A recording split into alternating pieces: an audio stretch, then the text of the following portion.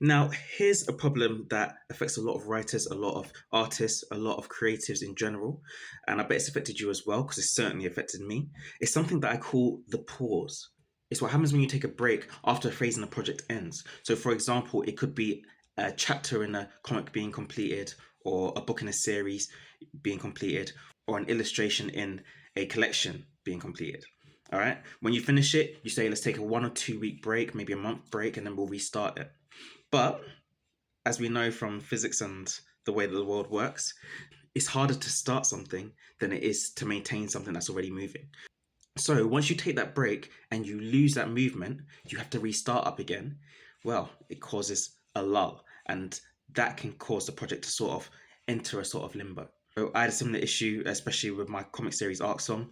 For the first few chapters, things just sort of flowed really nicely, and chapters were being released one after another. Um, a book was in the printer, the other one was already half done.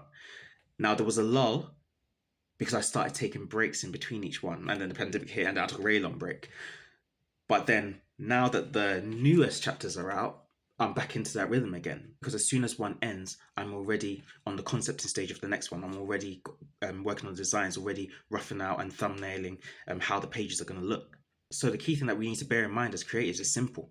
If we finish a phase in a project, we don't stop and take an endless break. It might not even be a great idea to slow down too much.